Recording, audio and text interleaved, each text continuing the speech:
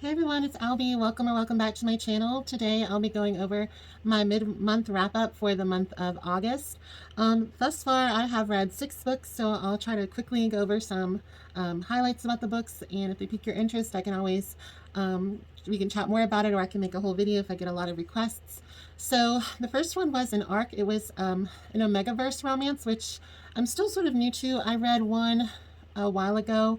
I think it was called Heat Haven. I'm not sure if I did a full review on it or not, but I really did enjoy that book. So if you're looking for a way to kind of dip your toes into an Omegaverse, I would say start with Heat Haven. One, it's pretty short, and if you have friends that have read other Omegaverse books, they can sort of help you figure out some of the stuff that happens in them. Because if you don't know the logistics of an Omegaverse romance, it can be a little tricky. So yeah, The Alpha's Resurrection. This was by Marlo Roy. It was an arc, like I said. It was different because to me it felt a little more slow burny than the typical Omegaverse. Typically, they're very into the whole breeding kink.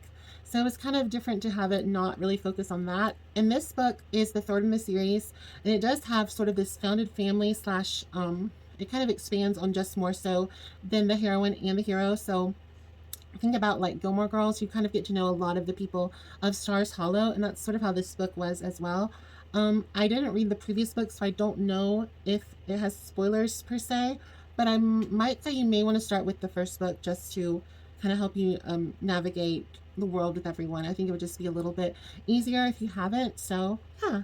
The second book that I read was an arc sent by NetGalley. It was a cozy mystery. It was called Murder in a Cup by Lauren Elliott. Sorry, I have the books down here so I can remember all the titles and everything. But it was cute. So our heroine is a psychic, and that's sort of her shtick. So it's kind of like a green witch psychic cozy mystery. With the term cozy mystery, typically that means no spice or low spice unless it's Tessa Bailey. She did write My Killer Vacation, and that is spicy. But typically they're very kind of on the sweet side. Think of like the Hallmark movies and mysteries. Those are all typically a cozy mystery. And cozy mysteries typically revolve around a particular theme. So this one is like tea and like a green witch and psychic. Some others I've read usually involve animals. Sometimes the animals solve the mystery. Sometimes they're just helpers. They'll have like a pet shop mystery. Typically there's a lot of like baker mysteries. Like I love the books, the Hannah Swenson series by Joanna Fluke. The movies on Hallmark are called Murder, She Baked. So you kind of get the gist of a cozy mystery. It was a really cute story. I would come back for more. It's just refreshing to read a cozy mystery, just because it's like a palate cleanser when you've only read romances for a while. The third book I read was an arc that I was sent by Brittany Kelly. If you go back to, I think, February or March, I read her first book, which was, oh my gosh, what is it? It's like against the, something against the clock. I was like against the time. It's against the clock. That was a lovely book. That I think if I give it 5 stars, I need to change it to 6 stars because it really was that good. And sometimes I'll give a book like a 4 or 5 star or a 6 star, and then but I'll think about it like constantly, and so I kind of move it up because I'm like, you know what, this book, although it wasn't like perfect for me, it's like staying with me, and that says something than a book that you're like, this was a good book, I'll give it a 5 star. So you know, sometimes you have to like adjust how you plan things, especially if you're a content creator and make things that are based on like a year-long scope.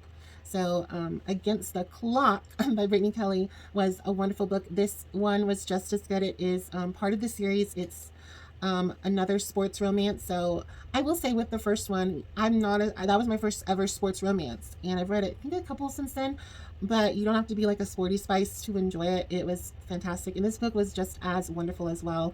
It has a fake relationship, fake dating, sort of a mistaken one night stand turned into long-term situation. It's a cheerleader, football player. It's one of those like Cinedom heroes, which is lovely. Brittany Kelly just writes wonderful heroes. I love that her heroes are like Cinedoms, and like they're very like dirty talkers, but like also like little teddy bears as well. So I really love that juxtaposition of her heroes, and her heroines are just lovely as well. If you have not read Brittany Kelly, I highly recommend you read Against the Clock, which is the first one. It's green. I do have the video on that. And Against the Rules, Chef's Kiss, just wonderful as well. The fourth and fifth book, I'm actually going to do a whole dedicated video on those reviews. The first one is The Merman's Kiss by Tasman Lay. It's a merman, female human romance.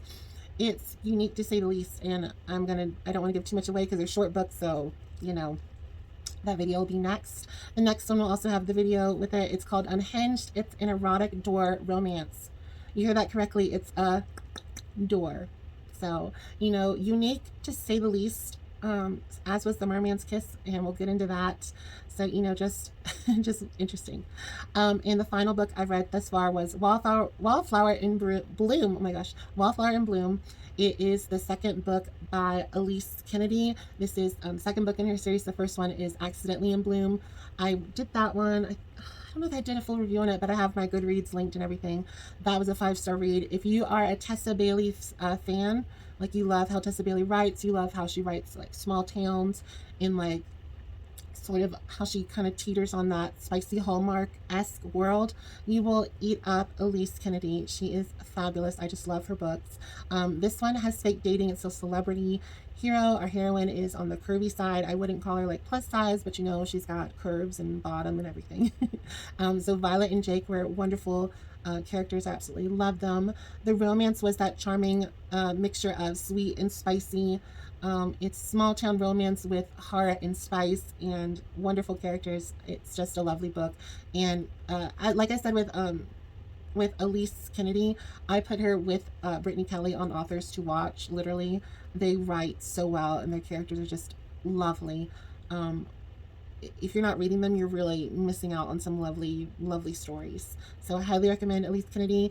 I will say you don't have to read Kelly or Kennedy in order, but it's always a little more fun too.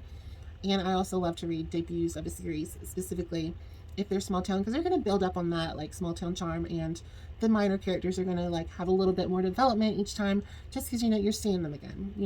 I never read them, but my dad and like everyone, Lord, if you're Southern or Midwestern or whatever, your grandparents or parents probably read the Mitford series by Jan Karan, unless you're up north and it's John Caron or whatever. Yeah, I know those were like small town. I think they're like like inspirational fiction. They're not like, I don't know. I haven't read them, but it's like kind of like Gilmore Girls or something, but it's like a priest. So, but you get that lovely small town charm. So, yeah, I think I've maybe I've gotten your appetite going for a book. I don't know. I hope you'll have a wonderful day. Don't forget to like, subscribe, share, and comment. And I will be posting my reviews on The Merman's Kiss and Unhinged right away because they're very interesting. Have a wonderful day, and I'll see y'all soon. Bye, everyone.